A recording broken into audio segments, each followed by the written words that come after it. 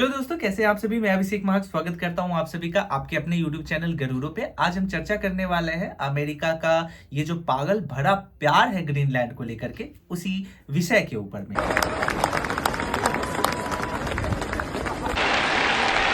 To shape the future of the Arctic.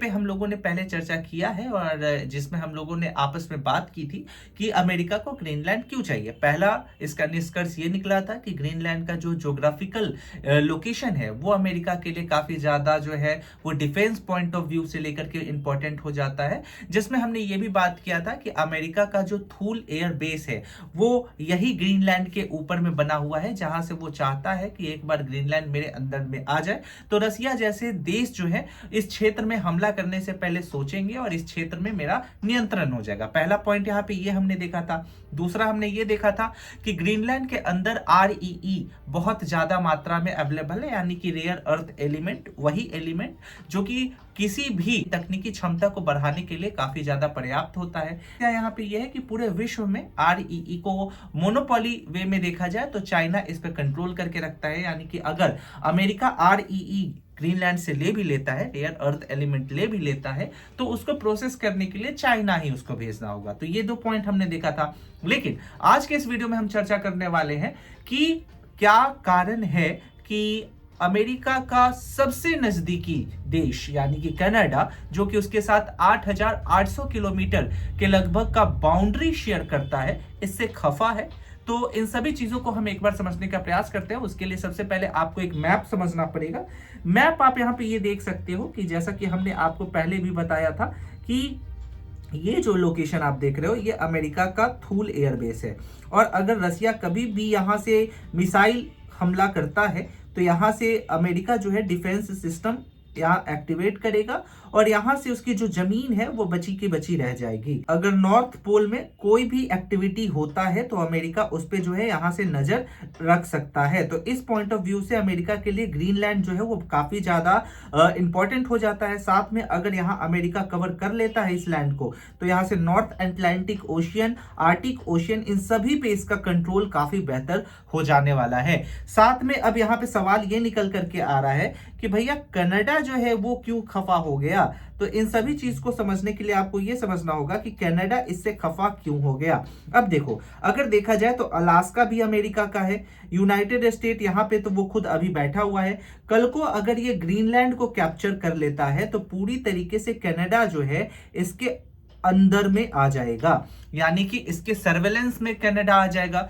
अब धीरे धीरे कनाडा को यह फील हो चुका है कि कहीं अमेरिका उपनिवेशवाद के तरफ तो नहीं बढ़ रहा। हाँ, वही उपनिवेशवाद जिसके माध्यम से एक समय में ब्रिटेन जो है वो पूरे दुनिया पे राज करके बैठा हुआ है।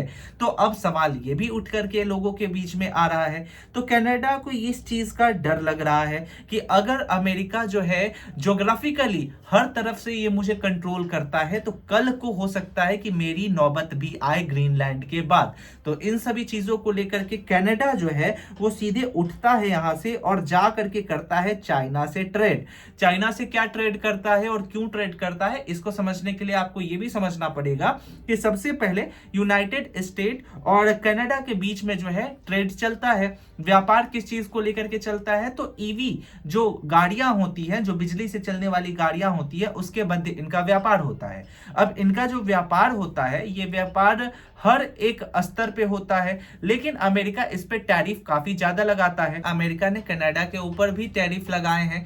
तो इन सभी चीजों को देखते हुए अब एक समझौता किया गया है कनाडा और चाइना के बीच में। किस चीज को लेकर के, तो भैया ये एक ऐसा समझौता है जिसमें चाइना से जो सस्ती गाड़ियां हैं वो कनाडा मंगाएगा। पहले इसके ऊपर कनाडा ने 100% जो है वो टैरिफ लगाए हुए थे, यानी कि अगर कोई गाड़ी 100 रुपए की गाड़ी अगर कोई कनाडा लेकर के जाता है बेचने के लिए तो वो 200 रुपए की हो जाएगी। कनाडा ने क्या किया है कि अब वो टैरिफ जो है वो हटा दिया है, यानी कि अब कनाडा को सस्ती गाड़ियां मिल जाएंगी। बदले में कनाडा जो है वो एग्रीकल्चर को प्रमोट करने के लिए चाइना में ट्रेड करेगा। पहले कनाडा के तरफ से एक सरसों का बीज जो कि कैनेडियन मस्टर्ड सीड से वो पहले अगर चाइना में इंपोर्ट होते थे तो चाइना में इंपोर्ट होने पे उस पे काफी ज्यादा जो है वो टैरिफ लगाए जाते थे, जिससे कनाडा के जो फार्मर्स थे उनको समस्या का सामना करना पड़ता था। तो अब चाइना और कनाडा के बीच में ये एग्रीमेंट हुआ है। मुद्दा यहाँ पे ये भी आ रहा है कि ये एग्रीमेंट के माध्यम से कनाडा जो है अपने आप को यूएसए से थोड़ा सा अलग दिखाने की कोशिश कर रहा है। वो चाहता है कि हम भैया यूएसए के अंतर्गत जो है वो उसके अंडर में काम नहीं कर रहे हैं। और यहां से एक चीज देखने को और सवाल निकल करके आता है कि भैया चाहे कनाडा हो, चाहे यूनाइटेड स्टेट हो, चाहे डेनमार्क, साथ तो अमेरिका का विवाद चल ही रहा है क्योंकि ग्रीनलैंड अमेरिका लेने के चक्कर में है। डेनमार्क साफ साफ इसको मना कर रहा है।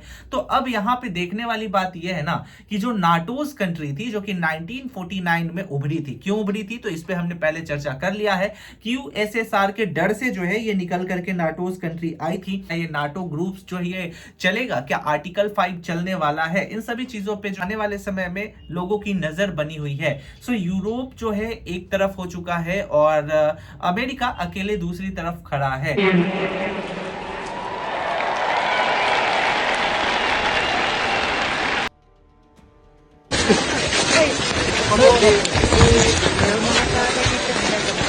By raising the drug like 7 times. This wasn't like a little bit more, 7 times more. And I may do that for Greenland too. I may put a tariff on countries if they don't go along with Greenland because we need Greenland for national security. So I may do that. I'll give you a little. I'll take you out of that. In fact, that'll end up being the story. But actually, this is a much bigger story because we're reducing healthcare by numbers that you haven't seen. यहाँ पे ये भी निकल करके आता है। फिलहाल अपने विचार को जरूर बताइएगा कि अमेरिका का ये जो ग्रीनलैंड को लेकर के सो कॉल्ड पागलपन वाला प्यार है, इससे आपको क्या लगता है कि आने वाले समय में क्या नाटो रहने वाला है या फिर नाटो टूट जाएगा? नाटो अलायंस अपने आप में एक काफी मजबूत अलायंस है और ये कहीं ना कहीं यूरोपियन कंट्री को बाहरी देशों से जो है वो प्रोटेक्शन भी देता है, जो कि आर्टिकल 5 के अंतर्गत आता है कि आर्टिकल 5 यही कहता है कि भैया अगर तुम हमको मारोगे तो हम मिल करके तुम्हें मारेंगे। इन सभी चीजों पे भी सवाल बहुत सारे उठ करके आ रहे हैं। इसके बीच भारत की स्थिति क्या है, ये आपको क्या लगता है कमेंट सेक्शन में जरूर बताइएगा। मिलते हैं आपसे अगले वीडियो में, तब तक के लिए अगर वीडियो पसंद आए तो हमारे चैनल को लाइक कीजिएगा। और एक चीज और आपको बताना है, चूंकि ये हमारे चैनल पे यूपीएससी और बीपीएससी की हम तैयारी करते हैं, कैसे करेंगे, क्या करना है, कम समय में रणनीति कैसे बनाने हैं, इन सभी सब विषयों से जुड़ी वीडियो जो है हम लेकर के आते हैं। तो हमारे चैनल को सब्सक्राइब जरूर कीजिएगा। मिलते हैं अगले वीडियो में, तब तक के लिए स्टे सेफ, टेक केयर, जय हिंद।